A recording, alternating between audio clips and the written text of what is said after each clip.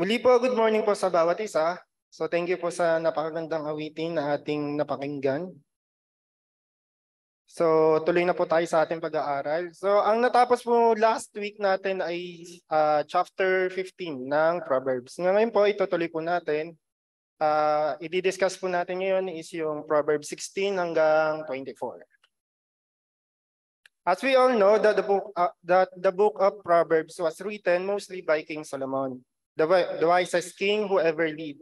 And Proverbs basically all about how to live life.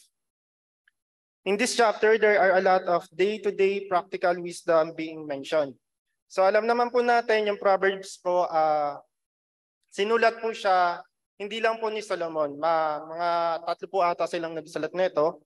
Pero basically po, ang karamihan po ng Proverbs ay sinulat ni Haring Solomon. So alam naman po natin kung sino po si Haring Solomon. Anak po siya ni Haring David. At si Haring Solomon po ang isang hari na namuhay ng may wisdom. So dinadayo po siya ng iba't ibang leader para humingi ng kanyang wisdom. So ganun po sikat si Solomon dahil sa kanyang wisdom na nanggagaling kay Lord. So sabi po dito sa Proverbs 16 verse 2, all the ways of man are clean and innocent in his own eyes, and he may see nothing wrong with his action. But the Lord weighs and examines the motives and intents of the heart and knows the truth. We cannot hide anything to God. He always knows everything, even our motives, why we do things for Him or for others. So basically po, dito po sa ating nabasa, sinesearch po ni Lord or alam po ni Lord kung ano po yung nilalaman ng ating puso. So dapat po yung puso natin is malinis sa harapan ng Panginoon dahil wala po tayong maitatago kay Lord. Kahit po nasa simbahan tayo o kahit saan man tayo, sa lahat po ng ginagawa natin, yung motibo po natin doon kung bakit natin yung ginagawa ay alam po ni Lord. Sana po, dalangin ko sa lahat po na nasa simbahan, ginagawa po natin yung paglilingkod natin na may purong motibo. Hindi po yung ginagawa natin to para mag-show off ng talent natin, hindi para ipagmalaki kung anong meron tayo, kung ano yung abilidad natin, kundi dahil ito po yung expression natin, ito po yung paraan natin para may balik natin sa Lord, yung kabutihan niya na pinapakita niya sa atin. Sa Proverbs 16 naman po, verse 4, the Lord has made everything for His own purposes, even the wicked for a day of disaster. He is the author and the finisher of every activity under the heaven, even the end days of the wicked. So lahat po tayo, wala pong favoritism si Lord. Lahat po, pinapasikat niya po yung araw, kahit kanino po, sa lahat ng nilakha niya, mabuti man to o masama. Kaya po, yung ano po natin, once na may ginawa po tayong hindi ka aya-aya, alam naman po natin na isusulit natin to kay Lord. So maging sino man po tayo, maging believer man po tayo or hindi, alam po natin na at the end of the day, isusulit po natin lahat ng ginagawa natin doon sa Panginoon. The book of Proverbs also discusses about what has to be to have fear of the Lord.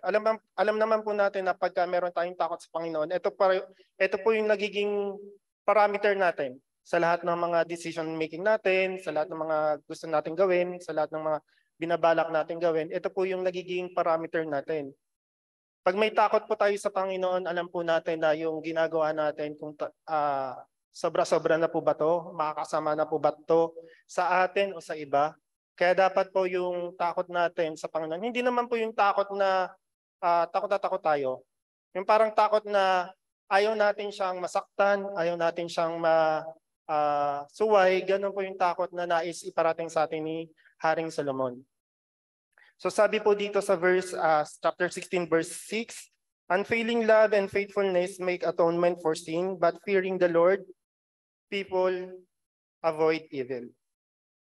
Having the fear of the Lord, we, as His children, avoid doing things that are evil. It helps us to say no to those things that might cause us harm. Katulad nga po na sinabi natin kanina, kung meron tayong takot sa Panginoon na masaway natin siya, yung mga bagay na pinaplano natin, o kaya yung mga bagay na gagawin natin, alam po natin na kung kailan tayo hihinto, kung kailan natin dapat gawin yung isang bagay, at kung kailan natin dapat hindi gawin yung isang bagay.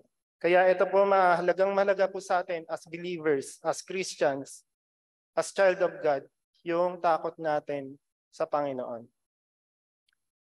Proverbs 19 verse 23, the fear of the Lord leads to life so that one may sleep satisfied, untouched by evil. So sa nakaraan po nating pag-aaral, nabanggit po natin doon sa Psalms na yung good sleep daw ay binibigay rin sa atin ng Panginoon. So kung tayo po hindi po tayo nagkakaroon ng matiwasay na tulog sa gabi, ibig sabihin po may nagawa po tayo or may ginagawa po tayong hindi tama. Kasi po ang kapahingahan po ay nanggagaling sa Panginoon. So kung yung pagtulog po natin ay nade-deprive po tayo nito, tayo rin naman po yung maapektuhan nito. Katulad nga po ng sinabi dito, it also grants us peaceful rest even when we are sleeping. We all know that what it feels when we are going to sleep with clean conscience. Karugtong po dun sa fear of the Lord, syempre, takot tayo na may magawa tayong mali, hindi lang po sa Panginoon, kundi sa mga kapwa natin, Kristiyano, or sa mga kasamahan natin, or sa mga taong nakapaligid sa atin. Alam naman po natin, pag natulog po tayo, kung may bumabagabag sa atin, hindi po tayo makatulog ng maigi.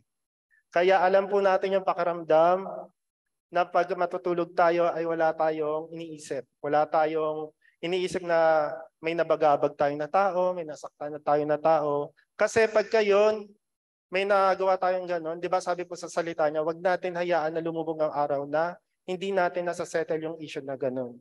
Kasi once na hindi po natin yun nasa-settle bago tayo matulog, hindi po tayo makakapagpahinga ng maayos. So advice lang po sa atin, pagka may mga po tayo hindi pagkakaunawaan, even sa loob ng bahay, kung meron po tayong mga hindi pagkakaunawaan, bago tayo matulog, make sure lang po na masettle po natin to, makausap natin yung kasama natin sa bahay para po lahat po tayo ay magkaroon ng restful sleep. Proverbs 23 verse 17 to 18 naman po, do not let your heart envy sinners who live godless lives and have no hope of salvation, but continue to live in the reverent, worshipful fear of the Lord day by day. Surely there is a future and a reward, and your hope and expectation will not be cut off.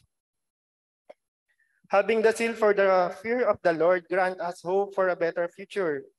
If we live life having this thought that we don't want to hurt God by doing things that are not right before Him, it gives us this assurance that our hope will not be cut off. So yun po, kung lagi po natin binabantayan yung sarili natin sa mga kilos natin, sa isip man o sa gawa, sa salita man o sa kilos, alam po natin na yung tinitingnan natin kay Lord, yung inaasahan natin kay Lord ay hindi mawawala. Alam po natin na didinggin to ni Lord. Na alam na po natin yung pag-asa natin, may pinaghahawakan po tayo. Kasi po kung wala po tayong pinanghahawakan, napaka-restful, ayun po yung araw na parang wala tayong kapahingahan. Yung parang lagi tayong nag-iisip kung ano yung mangyayari kinabukasan, kung ano yung ma-receive natin kinabukasan. Lagi tayong nag-iisip, lagi tayong naghahanap, lagi tayong parang laging may kulang sa atin, parang laging may nawawala. Kaya tayo, hindi tayo nakapagpahinga. So ano pong keep po doon? Ayun po. Bantayan po natin yung sarili natin. Lagi po nating alalahanin yung fear of the Lord. Sa lahat po ng gagawin natin, sa lahat ng oras, sa lahat ng tao na makakasalumuha natin, dapat po yung magagawa natin sa kanila, yung pakikitungo natin sa kanila is hindi po tayo nakakaagabyado ng ibang tao. Sabi nga po sa salita niya, sa Jeremiah 29 verse 11, sabi po doon, for I know the plans and thoughts that I have for you, says the Lord. Plans for peace and well-being and not for disaster, to give you a future and a hope. Yun po ang assurance na binibigay sa atin ni Lord if we continue to obey Him and please Him sa lahat po ng ating ginagawa. Dito rin po sa pag-aaral rin po natin, it also teaches us also about the dishonest scale. Kung binasa po natin itong Proverbs, makikita po natin dito or may encounter po natin dito kung paano po, kung ano po yung pakikitungo ni Lord doon sa dishonest scale. Sabi po dito sa Proverbs 16 verse 8, better to have little with godliness than to be rich and dishonest. Proverbs 20 verse 23, differing weights are detestable and offensive to the Lord, and fraudulent scales are not good. If we took advantage of other by not being honest, it make us not good at the sight of the Lord. So kung paano po natin ito ilalagay in a picture? Siguro po ito po yung pangdaraya. Dishonest scale. Ibig sabihin po, hindi po natin binibigay yung karampatan na bagay doon sa kapwa natin or sa ating ginagawa. Kahit naman po sa mga natin, sa mga business natin, sa mga task natin, sa trabaho, kung dinadaya po natin yung trabaho natin, sa tingin po kung akala po natin walang nakakita, nakakalamang tayo, pero meron po tayong Ama, Diyos Ama na nasa langit na nakakita ng lahat. So siya po yung nakakita ng ating pandaraya. Sa ilang mission po, nakakasama po kami kay Madam Grace sa mga mission works niya. And recently, may mga na-encounter po kami na ganito. So ang hindi lang po namin nagustuhan doon, syempre, kasi po yung yung situation doon, malaki po yung hinihinging budget for food. Pero nung yung event na yon, yung hininging amount is parang hindi siya worth it doon sa sinerve sa congregation. Gawain po yun ni Lord. Convention ay conference. So nandun po yung mga kapwa nating Kristiyano, mga kapatid natin sa pananampalataya, mga leaders. So yun, and then nag-serve ng food na parang hindi naman siya hindi siya worth it doon sa amount na pinagkaloob ng ating leader para doon sa mag-serve ng food. Yung catering po siya. So Kristiyano rin po siya.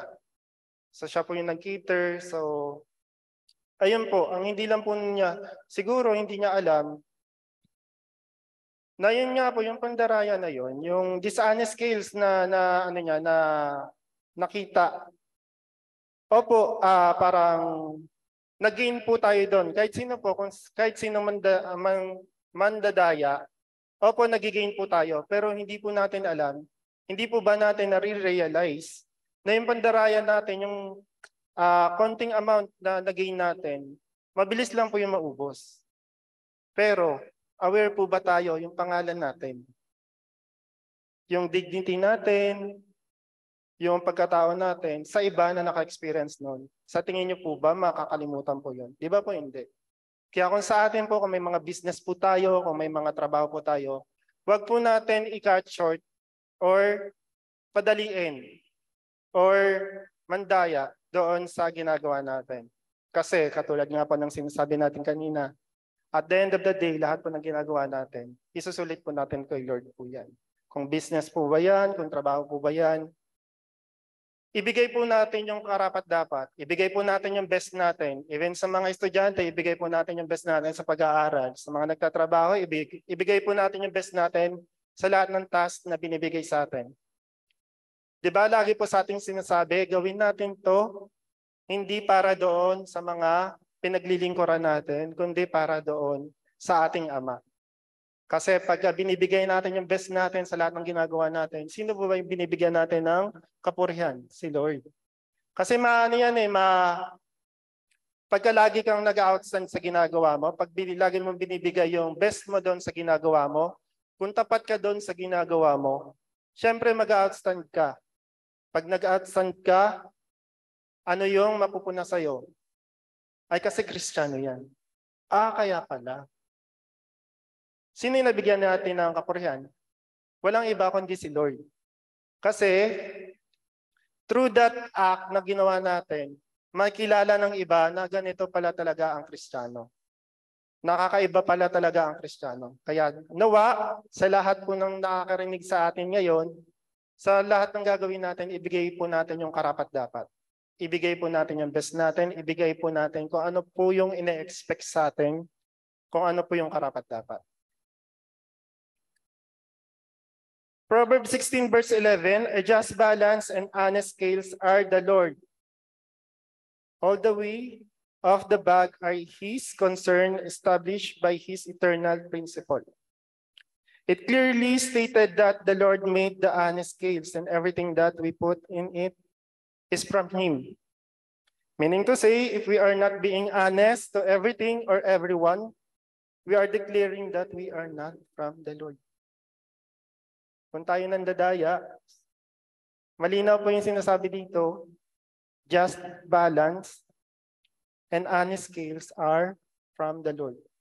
So si Lord po yung gumagawa nun. Kung tayo po nandadaya, sino po yung gumawa sa atin? Ay na lang po yung isipin natin. Every time na makakaisip tayo na i-cut short yung gagawin natin, isa-shortcut, papadaliin, isipin natin kung sino yung dinadaya natin. At tandaan natin tong word na to. Kung si Lord ang gumawa ng maayos, siya yung gumawa ng tapat, hindi tayo magiging tapat doon sa ginagawa natin. Sino yung gumawa sa atin? Sino yung pinaglilingkuran natin? So yun po yung ating tandaan. So may encounterin rin po natin dito yung God's approval. Sabi po dito sa Proverbs 16 verse 3, commit your works to the Lord, submit and trust them to Him, and your plans will succeed if you respond to His will and guidance. Proverbs 16 verse 9, a man's mind plans his way as he journeys through life, but the Lord directs his steps and establishes them. Proverbs 16 verse 33, the lot is cast on the lap, but its every decision is from the Lord. God is teaching us to have plan in our life. But He wanted us also to commit all those plans to Him and trust it to Him fully. So alam naman po natin na pinagkakatiwalaan tayo ni Lord. Hindi naman tayo nilikha ni Lord na bilang robot. Binigyan niya po tayo ng free will. Pero ano po yung sinasabi dito? Sabi, at the end of the day, God's approval yung mangyayari. So ang gusto lang po ituro sa atin dito, hinahayaan po tayo ni Lord na mag-make plans sa buhay natin. But yung mga plano na ginagawa natin, dapat po nilalatag rin po natin to before the Lord. Kasi siya po yung magbibigay ng direction sa atin. Siya po yung magbibigay ng approval doon sa lahat ng plans natin kung ito po ba ay magsasucceed or hindi. Kung ito po ba ay ikabubuti natin or hindi. Kaya po hindi po lahat ng plano na maganda sa paningin, maganda sa pakinggan, maganda sa benefits, pero kung hindi naman po ito galing kay Lord, sana po matutunan natin na i-let go po ito. Kasi po tayo rin naman po yung magbe-benefit nun. Baka po kaya hindi po yun in-approve ni Lord, hindi pa tayo worth it doon sa sa plano na nilatag natin sa Kanya. Plano natin sa sarili natin, sa pamilya natin, or sa man pong bagay. Baka po sinasabihan tayo ni Lord na maghintay lang po tayo, hindi pa po tayo ready to receive that plans sa buhay natin. Alam naman po natin na lahat po ng bagay ay may process o preparation. Baka po pinapadaan pa po tayo ni Lord doon sa process na yon para maging worth it tayo na mag-handle nung blessing na yon na ibibigay niya sa atin. Kung ikabubuti naman po natin yan, hindi naman po yan i-withhold sa atin ni Lord. Diba sinabi niya nga, He has a good future for us. Wala po siyang pinalado na ikakapahamak natin. What we need to do is to wait and wait and wait until the day na dumating na sabi ni Lord, sabihin tayo ni Lord, anak, ready ka na, worth it ka na ma-receive itong plano na ginawa mo sa iyo. So there are also 5 dangerous response we should avoid. Ano-ano po yun? Number 1, anger. Number 2, pride. Number 3, jealousy. Number 4, fear of people. And number 5, conceit. So dun sa number 1, anger, bakit po daw kailangan natin to iwasan? Kasi anger, it will destroy us before we destroy everyone else. Yung galit po, bago po neto masira o masaktan yung iba, tayo na po muna yung nasira neto. Tayo na po muna yung nasaktan neto. Sabi po dun sa Proverbs 19 verse 19, a man of great anger will bear the penalty for his quick temper and lack of self-control. For if you rescue him and do not let him learn from the consequences of his action, you will only have to rescue him over and over again. Proverbs 22 verse 24 to 25, do not even associate with a man given to angry outbursts, or go along with hot-tempered man, or you will learn his undisciplined ways and get yourself trapped in a situation from which it is hard to escape. So malinaw po na sinasabi dito, iwasan daw po natin yung mga tao na madaling uminit yung ulo, yung mabilis mag-outburst ng anger nila. Kasi daw, di ba, sinabi rin sa atin na surround ourselves with the same purpose sa buhay natin. At saka kung, di ba may kasabihan po tayo, sabihin mo yung mga kaibigan mo sa akin at sasabihin ko kung sino ka.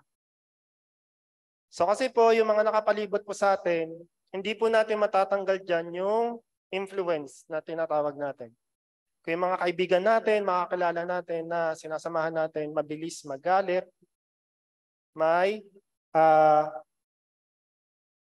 mabilis uminit yung ulo, syempre, lagi natin silang kasama, ano po mangyayari sa atin? Ma-adapt po natin yon. Kahit hindi po natin gustuhin, ma-adapt at ma-adapt po natin yon. Kaya sabi po sa atin ni Lord, payo lang po na sa atin ni Lord, iwasan daw po natin ang mga taong katulad ng ganito. Number 2, pride. It will lead us to our downfall. Alam naman po natin yung pride, di ba? Di ba po? Sabi po dito sa Proverbs 16 verse 5 and 18, sabi po dito, everyone who is proud and arrogant in heart is disgusting and exceedingly offensive to the Lord. Be assured he will not go unpunished. Sa verse 18, pride goes before destruction and a haughty spirit before a fall. Proverbs 18 verse 12, before disaster the heart of a man is haughty and filled with self-importance, but humility comes before honor. Proverbs 21 verse 4, haughty and arrogant eyes and a proud heart, the lamp of the wicked, their self-centered pride is seen in the eyes of God. So, iwasan po natin yung pride sa sarili natin. Paano po ba natin masasabi na may pride po tayo? Yung ayaw po natin, magpa-correct. Yung parang nakagawa na po tayo ng mali sa kapwa natin, pero ayaw natin mag-sorry. Kasi feeling natin sa sarili natin, mas nakakaangat tayo sa tao na yon. So pride. Pag kinorek po tayo, ay hindi ako yan. Pride po. Pag pumupunta po tayo sa church, yung one thing po yung sa conference, ito po yung tumatak sa akin nung sa Baguio. Sabi po doon ni Madam, pag nagbababa daw po siya ng message, tapos sinasabi ng kapatiran natin, ay para sa kanya to. So pride po yun. And then, yung isa pong lesson doon na parang nag-caught ng attention ko, is yung sabi po ni Madam doon, oo nga, kung para sa kanya yon, pero wala siya, pero ikaw yung nandyan, edi para sa iyan. Hindi para sa kanya. Yung sasabihin na, ay sayang, hindi niya narinig. Ay sayang, hindi niya napakinggan. So tayo yung nakarinig, edi para sa atin po yun. Hindi po natin tinatanggap sa pride. Senyalis po ng pride yun. Hindi naman po ako ganyan eh. Pero alam natin sa sarili natin na ganun po tayo. So iwasan daw po natin yon, yung pagiging prideful sa sarili natin. Kasi po, it will lead us to our downfall. Diba sabi ni Lord, kung sino yung nagmamataas, siya ang ibababa. At kung sino ang nagpapakababa, siya ang itataas. So hayaan na po natin si Lord yung magtaas sa atin kaysa tayo yung magtaas sa sarili natin. Huwag po natin buhatin ang sarili nating bangkuhan. Hayaan po natin na yung ibang tao yung kita nun sa atin. Hindi po yung, hindi, ganyan ako, magaling ako, ganyan. So wag po tayo mag-self-proclaim. Hayaan po natin si Lord yung mag-angat sa atin. So pangatlo po na dapat daw po natin iwasan is yung jealousy. Sa lahat po, ito po yung dapat hindi natin ini-entertain, yung jealousy. Kasi po pag masyado po tayong seloso, masyado tayong jealous, binibigyan po natin ng meaning lahat ng bagay na nangyayari sa ating buhay. Kahit pag tayo yung tao na may jealousy sa sarili, kahit yung mga kaibigan natin na malapit, kahit yung mga kapatiran natin sa simbahan, pagseselosan natin. At pag nagselos po tayo, alam naman po natin yan, nakagawa po tayo ng hindi kaya-kaya. Kahit hindi po natin yon will gawin, pero dahil sa selos natin, sa inggit natin, nagagawa po natin yon. Kaya dapat po maging kontento po tayo kung anong po meron tayo, maging thankful po tayo sa lahat ng bagay na nare-receive natin at matuto po tayong ma-appreciate yung mga kasamahan natin. Pag meron po nag-excel, samahan po natin siya mag-celebrate dahil nag-excel siya. Hindi yung nagsiselos tayo, ay hindi, mas magaling ako dyan. Ang gagawin natin dahil nagsiselos tayo or naiingit tayo dahil nag-excel siya, sisiraan natin. So sabi po dito, ang jealousy daw po, it grows like a cancer. Alam naman po natin yung cancer po, di ba? Hindi po siya parte ng katawan natin, pero tumutubo po siya. At pag tumubo po yun, dapat po itong tanggalin. So pagka nakakaramdam po tayo ng selos, ng jealousy, dapat po magpadil po na tayo kay Lord. Lord, hindi po maganda itong nararamdaman ko kay kapatid. Hindi po ito dapat. Kaya po ngayon pa lang po nagpapakorek na po ako sa inyo. Masakit man po isipin sa simbahan pagka merong selos, hindi po nagkakaroon ng harmony sa loob ng simbahan.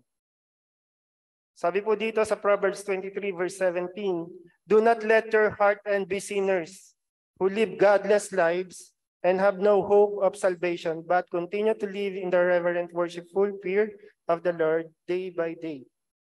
Proverbs 24 verse 1, do not be envious of evil men, nor desire to be with them, for their minds plot violence, and their lips talk of trouble for the innocent. Sa malinaw na malinaw po, pagka tayo nagsiselos, ito po yung nangyayari po sa atin. Nagpa-plot na po tayo ng evil things sa kapwa na pinagseselosan natin. Na-witness ko po yan. Mahirap pong i-deal ang jealousy. Pagka nagkaroon po tayo niyan, ano na po tayo, parang dapat na po tayong lumuhod sa Panginoon. Tanggalin yon kasi hindi po yung makakatulong sa atin. Bagkos, pag po yun nilamon tayo ng jealousy, tayo rin po yung mapapahama. Kasi magmumukha po tayong masama sa lahat ng mga nakakita sa ginagawa natin. So yan po yung mga bagay na dapat natin. 3 pa lang po yan sa 5 na dapat natin iwasan. Then pang-4 po yung fear of people. Sabi po dito, it is unnecessary if we trust God.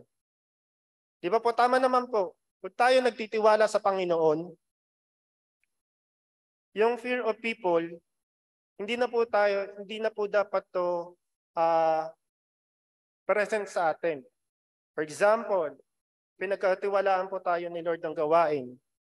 Tapos, tayo mahiyain, hindi po natin nagampanan yung gawain na yon.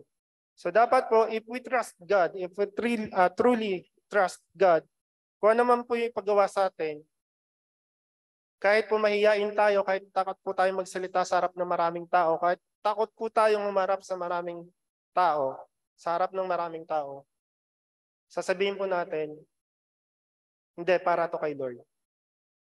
Nagtitiwala ako kay Lord. Diba po? Napakasarap pakinggan ng ganon. Kasi po pag tayo po nag-yield doon sa will and purpose ni Lord kung bakit tayo yung pinagkatiwalaan nung gawain na yon. Hindi lang po sa sarili natin yung natulungan natin, kundi yung mga tao na nakakarinig ng testimony mo, ng mga sinabi mo patungkol sa salita ng Diyos o sa way of acts mo, sa service mo na ginawa mo para sa Panginoon, natulungan mo yung ibang tao. Siyempre, nagbigay tayo ng glory sa Panginoon. Kaya po pagka mahihayin po tayo, wag po natin isipin yung sarili natin na baka magkamali tayo, baka pagtawanan ako, baka mapahiya lang ako. So yun, dapat po hindi po natin siya ina-entertain. Ayun, yung fear of people. Ako po way back, katulad rin po ako ng nakakarami na tagapakinig lang, ayaw tumayo sa harapan kasi nahihiya. Kasi ano po ako bulol po ako Mabilis po akong mabulol sa mga salita. Kaya ayun po yung nag-aano sa akin, parang nag-hold back sa akin. At saka mabilis po akong parang lagi po ako pumipiyok. Ayun pag nagsasalita ako. Pero alam naman po natin na pag tayo, pinapractice natin yung sarili natin doon sa mga bagay na hindi tayo comfortable gawin, na-enhance po yun. Nawawala po yun na parang namumold po natin yung ability natin or yung skills natin na pinagkatiwala sa atin ni Lord. Kasi pagka ganito po, pagka nahihiya tayo sa harap ng mga raming tao, yung skills na binigay sa iyo ni Lord, parang tinatago mo lang. Hindi mo siya hinahayaan mag-enhance, hindi mo siya hinahayaan mag-grow. Parang pinipigilan mo rin yung sarili mo na mag-grow din. Parang sinasabi mo na lang sa sarili mo na okay na ako nandito na tagapakinig. Habang buhay, tagapakinig. So hindi po. Dapat po, meron po tayong strength, meron po tayong courage na gawin po yung mga bagay para kay Lord. So sa lahat po na nakakakinig, kung nahiya po tayo, i-practice po natin yung sarili natin na tumayo. For example, nag-cell group. Ayun, dun po natin sa small group na yun, pwede po natin i-practice yung pagsasalita. Eventually, pag nag-cell group, syempre, yung organizer or yung speaker natin dun sa event na yun or sa conference na yun, magtatawag kung sino yung magre-represent sa grupo na yun. Try nyo po yung sarili nyo, i-represent nyo yung sarili, i-presenta nyo yung sarili nyo na kayo yung magsasalita. And little by little, hindi po natin alam, ayan po, hindi na po tayo natatakot tumayo sa harapan ng maraming tao. Even sa mga estudyante. Karamihan po ng mga estudyante mabababa yung grade kasi nahihiya mag-recite. Nahihiya tumayo sa harapan para mag-recite. Kaya anong nangyayari, nakagraduate ng grade 1, grade 2, grade 3 hanggang college or kung ano man, hindi nahasa yung speaking skill kasi napapangunahan ng hiya. So sino po yung nag-benefit? Wala. Sino po yung nag-grow? Wala. So dapat po, kahit sa school, kahit sa mga estudyante, i-practice rin natin yung speaking skills natin. Mag-recite po tayo kahit po mali yung sasabihin natin. Kahit maling sagot yung sasabihin natin, at least tinry mo.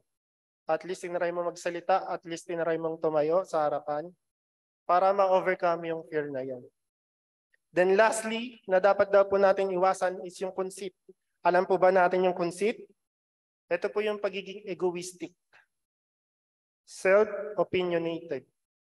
Tayo po yung tao na hindi po natin tinatanggap yung opinion ng iba. Kung ano yung opinion natin, ayun lang yon. Wala nang makakabago. May suggestion ng ibang tao, ayaw natin pakinggan. Gusto natin, kung ano yung nasa isip natin, kung ano yung akala nating tama, ayun lang yung gagawin natin. So sabi po dito, Proverbs 16 verse 25, there is a path before each person that seems right, but it ends in death. Proverbs 18 verse 2, fools have no interest in understanding. They only want to air their own opinion. So yung pagiging conceited daw po dapat iwasan natin. Kasi po, tayo po yung tao na hindi naman po tayo perfecto eh. Hindi po natin alam lahat ng bagay. May mga bagay po tayo, hindi pa rin nauunawaan. Kaya kung tayo po yung tao na conceited, egoistic, self-opinionated, yung mga bagay na hindi po natin matututunan. So matuto po tayong makihalubilo, tumanggap ng opinion ng iba, at matutong tumanggap ng kaalaman ng iba. Kasi tayo rin naman po yung magbe-benefit nito. Pag tinatanggap po natin yung opinion ng iba, nagigain po tayo ng understanding, nagigain po tayo ng knowledge. Yung knowledge na yan, pwede po natin yung i-share para ma-empower rin natin yung iba. Kaya kung yung natututunan mo, ay yung nalalaman mo, yung akala mong tama na opinion mo, na mali naman pala, kung hindi po natin yun, papakinggan yung correction ng iba, yung mali na yun na nasa atin, hindi po yan mawawala sa atin. Hindi po tayo makakorek. Kaya yung kamalian na yun, madadala natin hanggang sa pagtanda natin. Kaya mga kapatid, sana po magkaroon po tayo ng bukas na tenga para po sa opinion ng iba. Kung sa tingin po natin makakatulong yon sa atin, tanggapin po natin. So yun po yung 5 bagay or responses na dapat daw po natin iwasan. Pride, jealousy, anger, fear of people, and conceit. Dito rin po sa chapter 16 to 24, may encounter rin po natin yung power of words or tongue. Di ba po? Lagi po natin na-encounter yung dila daw po natin, mayroon daw po yung kapangyarihan. Kapangyarihan magbigay ng buhay at kapangyarihan no kabila. To give life or to kill. So dapat po nahuhon po natin yung dila natin. Dapat po napapractice po natin na kung ano man po yung gusto nating sabihin, pakinggan po na natin to sa sarili natin. Makakatulong ba to? Makakasakit ba to sa kapwa ko? Or makakabuti po ba to sa kanya? So sabi po dito sa Proverbs 16 verse 23 to 24, from a wise man comes wise speech. The word of the wise are persuasive. Kind words are like honey, sweet to the soul and healthy for the body. Sabi naman po sa Proverbs 16 verse 28, a troublemaker plants seeds of strife. Gossip separate the best of friends. Napakinggan po natin. Gossip separates the best of friends. Ano po ba yung gossip? Chismis. So dapat po iwasan natin mag-chismis. Kaya po nakakatakot kung sa loob ng simbahan merong pagchichismisan. Kasi po, malinaw na malinaw, sinasabi dito, gossip separates good friends. Troublemaker has no place on church. Gossip are like a razor. It erases all good relationships when it is happened. Kaya dapat po yung mga napapakinggan natin, halimbawa po, may narinig po tayo patungkol sa atin na hindi natin nagustuhan. Huwag na po natin i-entertain. Doon naman po sa nagkakalat ng mga ganun, isipin naman po natin kung tayo, yung paggagawa ng ganun, ano po yung mararamdaman natin. Ano lang po ba dapat yung pinag-uusapan natin? Kung ano yung kaaya-aya at helpful sa bawat isa. Kung sa tingin natin hindi po ito nakakatulong sa kapatiran natin or sa mga taong nakapalibot sa atin, wag na po natin gawin.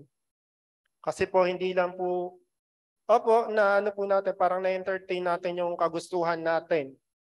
Yung ibang tao po kasi parang tuwang-tuwa sila na nagkakalat sila ng ganong uri ng pakikipag-usap.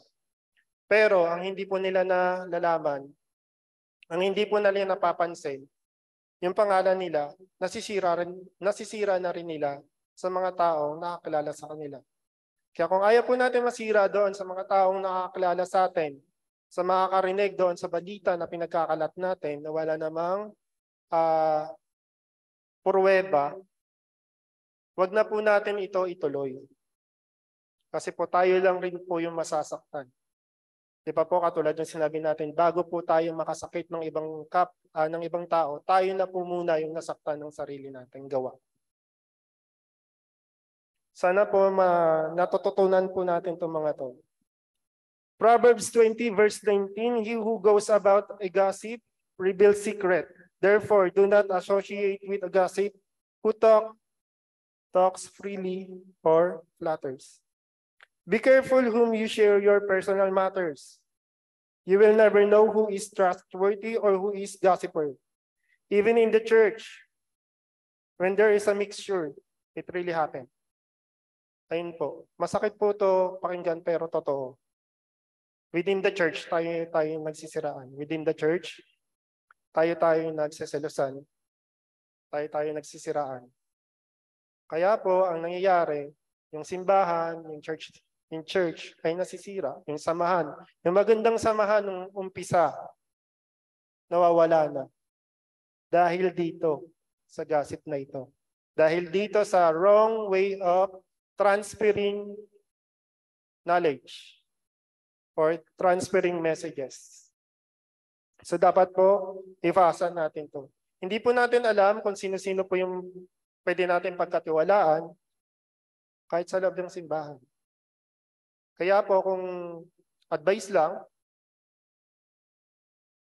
wag po natin i-share yung mga important or yung mga details na alam po natin na hindi naman po natin i-share sa iba. Kasi pagka share po natin, parang tayo po yung mapapasama or tayo po yung masasaktan.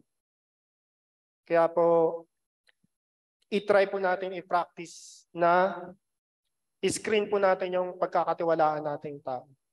Sana nga po sa simbahan walang ganun. Pero napakasakit po na sa loob ng simbahan merong ganun. Kung may napapansin po tayong ganun, sana po wag na po tayong makisama. Ito yung trend na hindi po natin dapat pinapatrend. Ito po yung trend na hindi natin dapat ginagaya. So moving forward, dyan rin po, makikita rin po natin dyan pag sa Proverbs, nakikita po natin dyan yung being patient. Kung ano po yung naitutulong ng pagiging pasensyoso. Sabi po dito sa Proverbs 16 verse 32, he who is slow to anger is better and more honorable than the mighty soldier. And he who rules and controls his own spirit than he who captures a city. Patient man knows when to hold on and when to lose grip.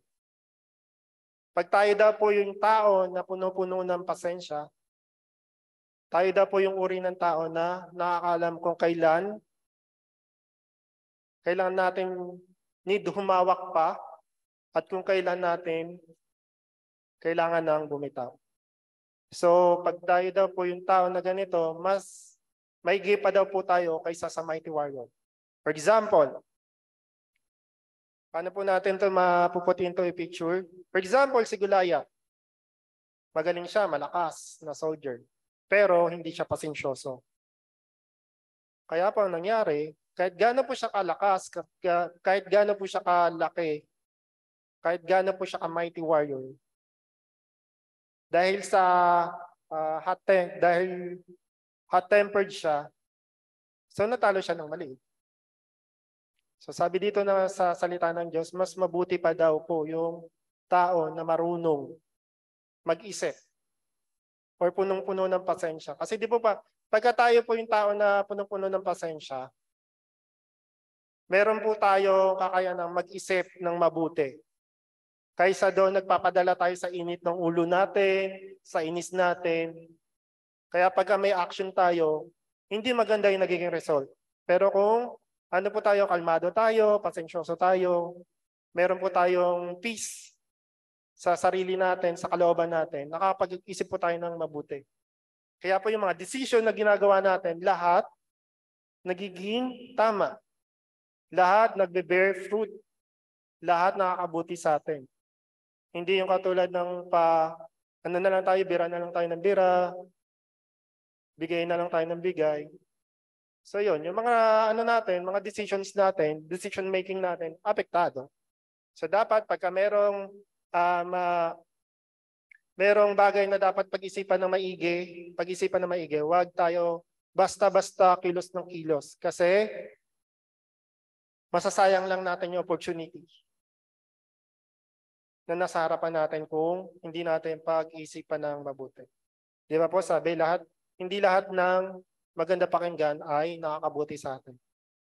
Kung nasa harapan na natin yan, kung hindi naman po yan in the right time at in the right place, hindi po tayo magbe-benefit dyan. Hindi po tayo mag-grow dyan.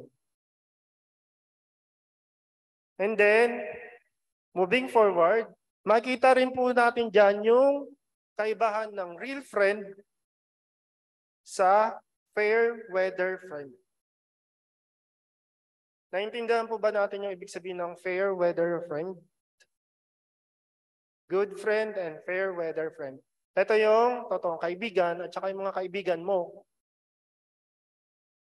sa oras na kung saan marami kang pera, nakaangat ka sa buhay, ganyan. Pero pagka nawalan ka na, yun, unti-unti na sila rin nawawala.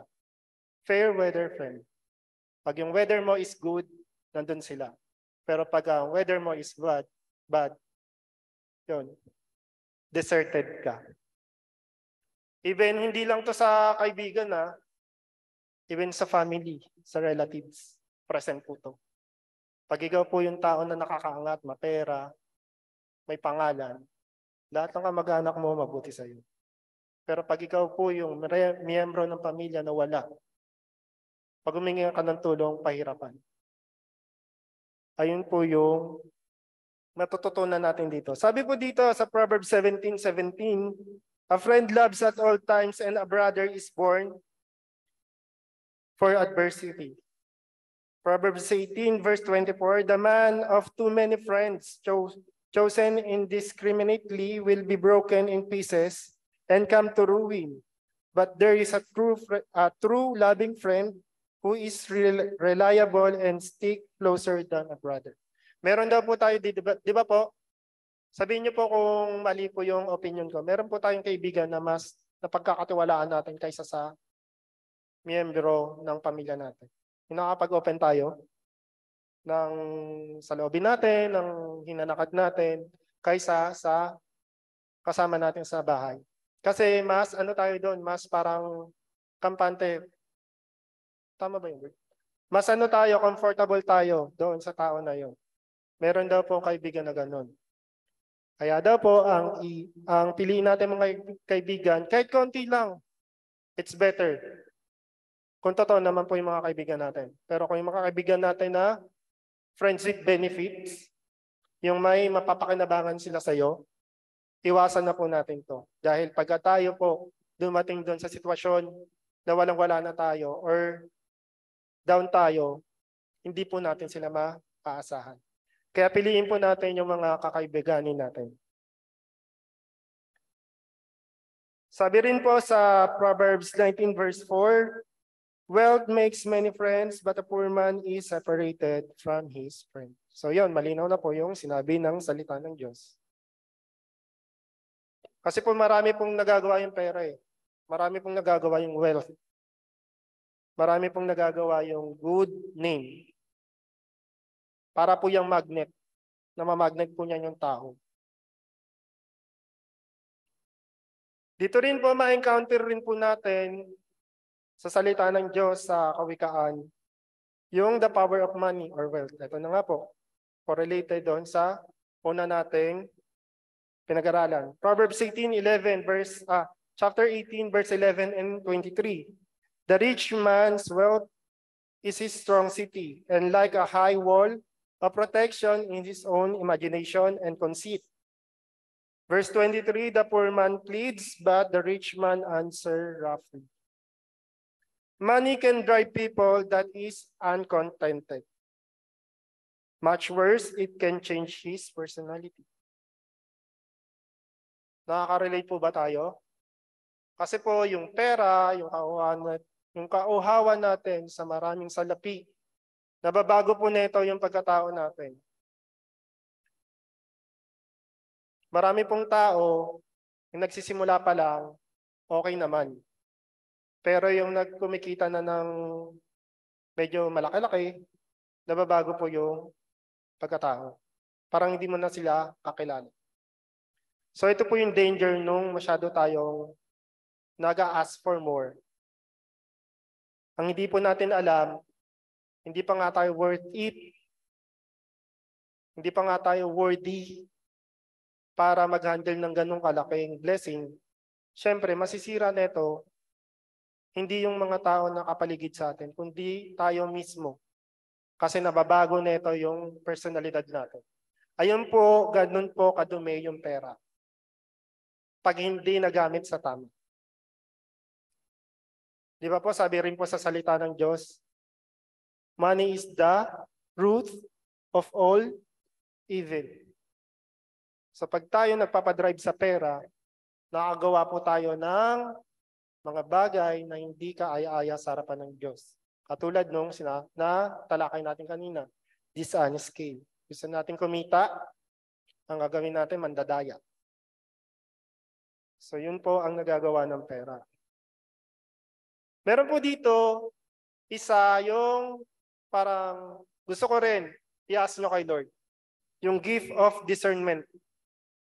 Kasi sabi po sa salita dito, this is the ability to notice and understand everything. Proverbs 17:24, a discerning person keeps wisdom in view, but a fool's eyes wander to the ends of the earth. Pag tayo daw po, yung tao na merong gift of discernment, meron tayong discernment, nakikita po natin yung mga bagay-bagay, naunawaan po natin yung mga bagay-bagay na nangyayari sa buhay natin. Nanonotice po natin yan. Kahit yung pinaka-smallest details, napapansin po natin. Di ba po, pag ang tao nakakapansin ng mga bagay na gano'n, napapahinto, nag-iisip, inuunawa yung mga bagay-bagay. Hindi katulad daw po ng mga walang alam, na kahit ano man mangyari sa buhay niya, hinahayaan niya lang yon mangyari. Hindi siya nagtatanong bakit ito nangyayari, hindi niya alam kung ano yung purpose, bakit ito nangyayari, hinahayaan niya lang. Wala siyang alam kung bakit ito nangyayari. Pero, pag ito hiningi natin kay Lord, yung gift of discernment, lahat po ng bagay, wala na pong bagay na dadaan sa buhay natin na magpapahina ng loob natin. Kasi alam natin kung ano yung reason, ano yung purpose kung bakit nangyayari ito. Kaya dapat po sa bawat isa, hingin po natin yung gift of discernment. Hindi lang po ito makakatulong sa sarili natin, kundi sa mga taong nakapaligid sa atin. Proverbs 20 verse 25, it is trap for a man to speak about of concentration and say rashly, it is holy, and not until afterward consider whether he can fulfill it. Itong passage na to, yung nabasa ko to, ito yung, para mas maunawaan natin, ito yung, yung prayer na may condition. Yung pag magpe-pray tayo sa isang bagay, sinasabi natin, Lord, pag ginawa mo to, ito yung gagawin ko. Pag binigay mo sa akin tong job na to, ito yung gagawin ko para sa church. Pag binigay mo sa akin tong job na to, ito yung gagawin ko para sa iyo. Pero, pag na-receive na natin yung answer na yun, nakakalimutan. Prayer with condition. Tapos, later on, makikita na lang natin, hindi pala natin kaya gawin. So, ayun po yun. Kaya, maingat po tayo sa mga pinapanalangin natin. Dahil pag yan binigay sa atin, tapos hindi natin yan natugunan or napangatawanan, magmumukha po tayong kahihiya sa harapan ng Diyos. Kasi kaya yan sinagot ni Lord. Pinanghawakan niya yung sinabi mo. Kung hindi mo naman natugunan, hindi mo naman nagawa, syempre, parang sinabi mo na hindi ka katiwa-tiwala. So, maingat po tayo sa mga pinapanalangin natin at sa mga binibitawan nating panalangin sa harapan ng Diyos. Proverbs 21 verse 3, to do righteousness and justice is more acceptable to the Lord than sacrifice for wrongs repeatedly committed. Sometimes we offer to God what is easy for us to let go. But little we didn't know, doing what is right and just before God count the most. Tama po ba? Mabilis natin i-offer yung isang bagay kay Lord na parang wala sa ating bigat. Yung parang easy lang sa atin bitawan yon, parang easy lang sa atin na i-offer yon kay Lord kasi wala naman siyang epekto sa atin. For example, mayamang kang tao, easy lang sa'yo magbigay ng pera kasi wala sa yung blow, yung kawalan o yung i-release mong pera. Pero, ang hindi natin alam, mas nalulugo daw po ang Panginoon pag nag-offer tayo, yung mga bagay, yung ino-offer natin mga bagay, is yung pagsunod na lang natin sa Panginoon, yung pagiging tapat natin sa Kanya. Kasi ayun, mahirap yung gawin. Pero pag nagawa natin yun, tuwang-tuwa ang Panginoon sa atin. More than doon sa offering na ginawa natin. Malaki ka nga magbigay ng tithes mo, malaki ka nga mag-offering, pero hindi ka naman sumusunod sa Panginoon. Hindi siya na-please. Ano nangyayari doon? Ginagamit yung pera mo. Oo, nakakatulong yun sa simbahan, sa gawain. Pero, hindi siya lugod-lugod sa harapan ng Diyos. So dapat, mas piliin daw natin yung pagsunod at paggawa ng tama kaysa sa pag-offer ng mga bagay na katulad ng ganito. Yung mga easy lang sa atin i-let go. Dito rin po, mapag-aaralan rin po natin or makikita rin po natin or malalaman rin po natin yung good parenting sa mga magulang po. So sabi po dito, Proverbs 19 verse 18, discipline and teach your son while there is hope, and do not indulge your anger or resentment by imposing inappropriate punishment nor desire his destruction. Proverbs 22 verse 6 and 15, train up a child in the way he should go, teaching him to seek God's wisdom and will for his abilities and talents. Even when he is old, he will not depart from it. Verse 15, foolishness is bound up in the heart of a child. The rod of discipline, correction, administered with godly wisdom and loving kindness will remove it from him. So yun po. Meron pong version na, sa ibang version ang sabi po dito, willing party. Doon po sa ikakapahamak ng bata. So yung correction daw po sa bata or yung konting pagpalo ay hindi naman daw po nakakasama. Malinaw na malinaw sinasabi dito. Ito po, the rod of discipline, correction administered with godly wisdom and loving kindness will remove it from him. Kasi daw po sa bata, likas na po sa mga bata yung pagiging makukulit. Pilyo, makukulit, ganyan. Pero, sa correction, sa konting pagpalo, may itatama mo daw po ito. At saka, na-amaze rin po ako or nabibilib po ako sa mga parents na yung mga anak nila na maliliit, mga bata, dinadala nila sa church.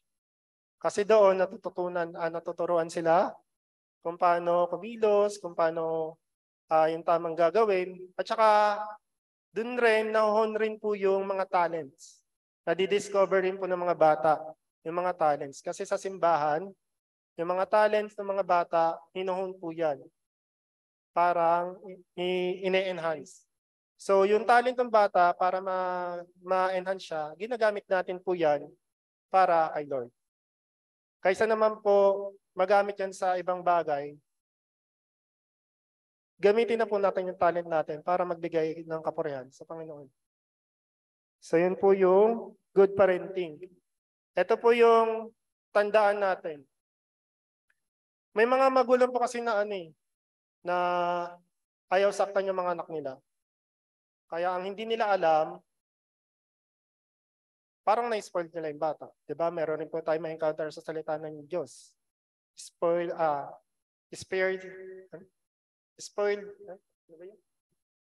the rod, spoil the child. Yung parang ganun. So kung takot po tayo na masaktan yung bata, ina-spoil lang po natin yun. Yung puro salita lang po yung ginagawa natin. Sinabi naman po ni Lord basta po yung gagawin natin with godly wisdom. Hindi po yung may mga magulang rin naman po na kumakapalo todo. Yung parang gusto lang manakit. Hindi yung pananakit na may kaakibat na pagkokorek. Meron naman po mga magulang na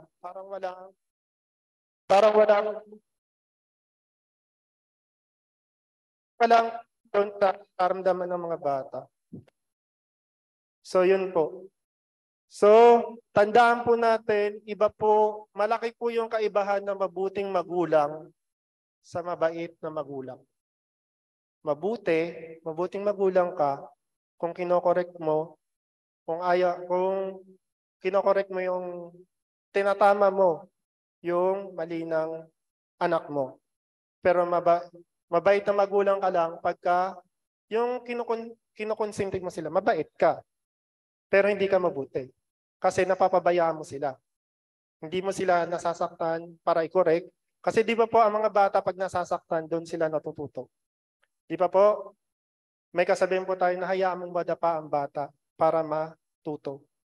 Hayaan mo masaktan ang bata para matuto. Kasi ganun po tayo, innate po yan sa tao. Pag nasasaktan doon, mas lalong natututo. Kaya yun po, wag po tayong matakot. Hindi ko naman po ina-encourage yun. Pero, konting palo lang para matuto yung bata. Hindi naman po yung way na parang i-abuse natin. Iba naman po yung abuse. Iba naman po yun. Ayun po yung hindi dapat natin gawin. Basta po i-explain po natin sa bata pag nasaktan natin sila. Diba? Napalo kita kanina. Ayaw ni mami or ayaw ni daddy gawin yun sa'yo. Pero kailangan ko gawin yun para maitama ka. Para malaman mo na mali yung ginagawa mo. Para next time, hindi mo na siya gagawin. Hindi yung palo ka na lang ng palo. Hindi mo naman na-explain sa bata. Kaya ang nangyayari nun, natatanim sa bata, sa isipan ng bata, na mapanakit kang magulang. So yun. Ayan po yung gagawin po natin. Explain po natin kung bakit po natin siya nasaktan. Para po mapalaki po natin siya ng tama. Meron din po dyan may encounter natin yung God is the defender of the weak. Sabi po dito sa salita niya, Proverbs 22 verse 22 to 23, do not rob the poor because he is poor and defenseless, nor crush the afflicted by legal proceedings at the gate where the city court is held. For the Lord will plead their case and take the life of those who rob them. So wag daw po natin i-take advantage yung mga tao na walang kakayanan ipagtanggol yung sarili nila. Kasi malinaw na sinasabi ng salita ng Diyos, sino daw po ang lalaban para sa kanila? Ang Diyos. Oo, sa tingin natin, mahina sila, wala silang kakayanan pagtanggol yung sarili nila, pero merong hustisya ang Diyos. Di ba po, sinasabi rin po sa salita niya, pag may nangyayari daw po sa atin, pag may magabrayado sa atin, wag daw po tayo gaganti. Iiwan daw po natin yung kay Lord. Ito rin po yung meron rin po dito tayo ma-encounter pero hindi ko na rin po siya diniscuss kasi ibang usapin na rin po siya. Yung how many times mo, ay yung if you yung pagka daw, a man of wisdom po ata yun. can overlook an offense. Yung ganun po. Yung parang hindi mo daw po parang i-hold sa isang tao yung mga offenses na ginawa niya. Paano kung paulit-ulit ginagawa? Anong gagawin mo? Hindi ko po siya tinalakay kasi pagka tinalakay po natin yung malaki po siyang pag-aaral. Kaya hindi ko na po siya diniscuss. Pero, ang ano po doon, di ba po sinabi rin po ng salita ng Diyos, ilang beses ka magpapatawad. Di ba po, wala naman po siyang sinabing kung ilang beses. Ang sinabi po doon, 77 times ba yun? So, ibig sabihin, magpapatawad tayo na magpapatawad na magpapatawad na magpapatawad. Pero, yung ano po na yun, yung vengeance daw po kasi dapat iniiwan na lang natin yung kay Lord. Siya po ang gagante para sa atin. Siya po ang mag-correct dun sa tao din. Di ba po, sinasabi ng salita niya kanina, at the end of the day, siya yung mag-deal doon sa tao na yun. So wag po tayong mapagod, umunawa, wag po tayong mapagod, magpatawad hanggang mabago po yung tao na yun. Wag po natin kontrolin yung tao. Kasi kahit ano pong gawin natin, hindi po natin siya mababago. Tanging ang Diyos lang po ang magpapabago sa isang tao. Wala pong tao may kayang magbago ng tao, kundi si Lord lang. So dito po, sorry, excuse me po. Dito po, sabi po dito, before getting into relationship, yan. Before we get into a relationship, we must be complete and must be contented. This is the root cause of dispute in a relationship. There is no reason why we ignite misunderstanding if we are contented. We will not look for something that is lacking when we are complete. So yan po. Mapapansin naman po natin sa bahay. Kasi po, ano po ito eh. Yung binabasa ko po ito, lagi ko pong na-encounter yung quarrelsome wife, ganyan. Ganyan, patungkol sa wife. Tapos naman, although hindi nabanggit yung husband, pero may encounter tayo doon ng drunkenness, yung ganon, yung mabisyo, ganon. Ang key daw po pala para maging harmonious yung relationship ng bawat tao. Bago daw po tayo pumasok sa isang relasyon, dapat daw po complete na tayo. Dapat daw po contented na tayo. Kasi kung hindi tayo kompleto, kung hindi tayo contented, lagi tayong maghahanap. Ano po mangyayari pag lagi tayo naghahanap? Kung ano yung nawawala, kung ano yung lacking sa tao na yon, ayun yung hinahanap natin sa iba. Ano pong nangyayari? Nagkakaroon po ng di pagkakanawaan, nagkakaroon po ng away kasi hindi ka contented doon sa sitwasyon nyo. Lagi kang may hinahanap. Lagi kang may inaasam. Pero kung contented daw po tayo, kung complete na daw po tayo, hindi na tayo maghanap ng iba. Kung ano yung nandyan, natutuwa na po tayo doon. Kung may pagkukulang, pinupunan.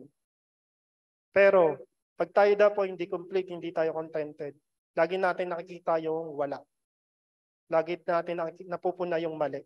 Pero kung kompleto na tayo, kung contented na tayo sa sarili natin, kung binuo na tayo ng Diyos, wala na tayong hahanapin doon sa magiging kapartner natin, sa mapapangasawa natin, yan.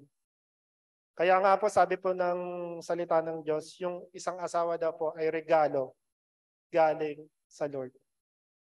Kaya sa lahat po, maghintay po tayo, huwag po tayo magmadali. Kung sa tingin po natin sa sarili natin hindi pa tayo contented, hindi pa tayo complete, huwag muna po tayo pumasok sa isang relasyon. Kasi hindi po yun maglalast forever. Wala pong mangyayari. Oo, sa umpisa, magiging masaya kayo, pero along the way, mag-aaway at mag-aaway po tayo. Kasi may hinahanap tayo na hindi natin makita-kita. So, yun po yung key. Kung mapapansin po natin, quarrelsome wife and drunkard husband, bakit po yun prominent? Kasi pagka yung babae, naghahanap, nagbubungangayan. Parang laging nag-sermon, laging inaaway, laging nagsasalita, laging may sinasabi, laging may pinupuna. Anong way ng lalaki para makalimutan yun? Pag-iinom, pagbibisyo. Kaya yun po, kaya kung mapapansin po natin sa salita ng Diyos, yung drunkenness sa lalaki, yung quarrelsome sa babae. Kasi masalita po talaga ang mga babae. Pero ang ganda lang naman po sila. Pag nabibigay naman po natin yung mga kailangan nila, tumatahimik rin naman po sila. So yun po, dapat po complete tayo, contented tayo bago tayo pumasok into a relationship para walang gulo, walang away, walang paghahanapan ng mali, walang paghahanapan ng kulang. Sana po makuha po natin yan. Having a good judgment and a diligent hand. Proverbs 24 verse 30 to 34. I went by the field of the lazy man and by the vineyard of the man lacking understanding and common sense. And behold, it was all overgrown with thorns, and nettles were covering its surface.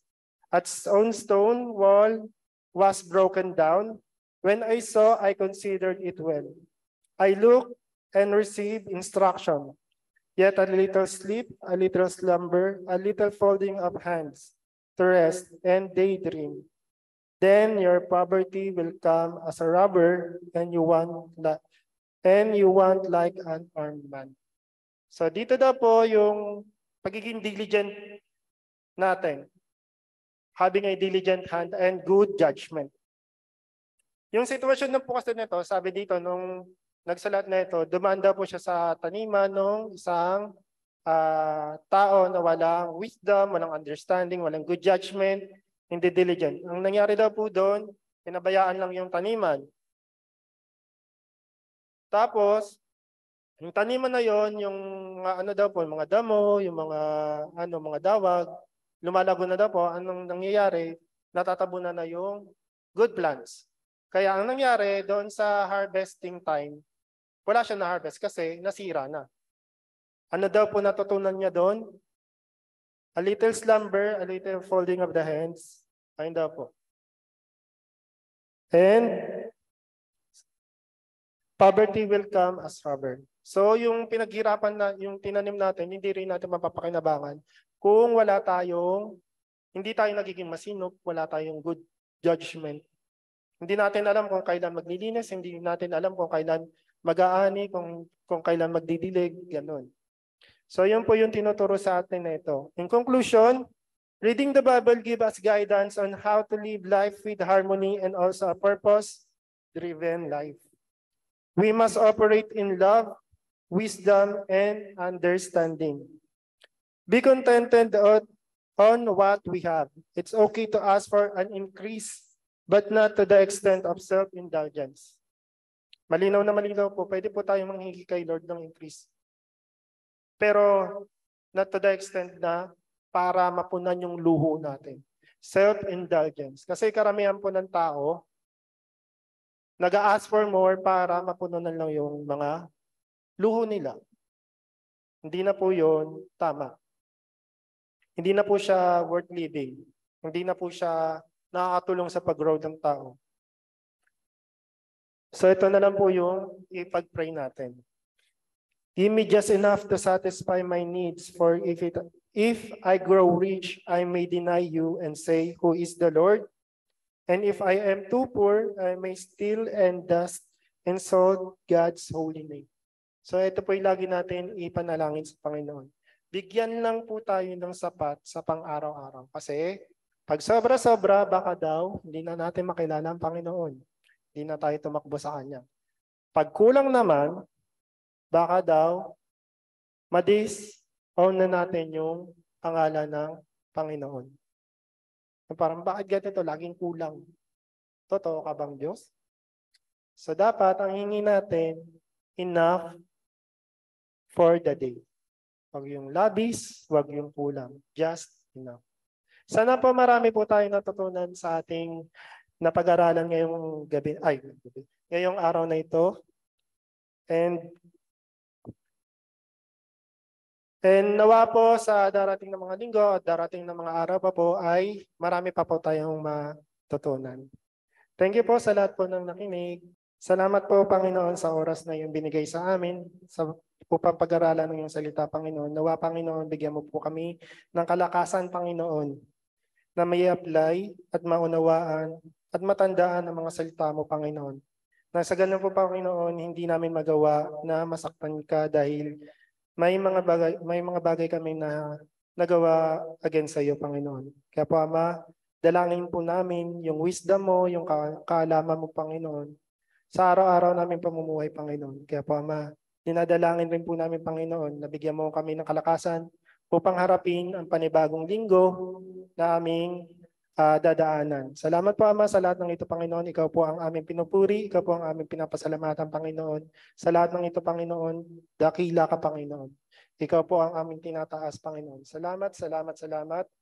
Ito lamang po ang aming samot dalangin sa tanging pangalan ng iyong anak na si Jesus. Ang lahat ng anak ng Diyos ay magsabi ng Amen. So thank you po sa lahat po na naka-attend dito po sa church and nag-join po through FB Live and sa Zoom service po. We hope and I pray na we have a victorious and harmonious week ahead of us. Thank you po. See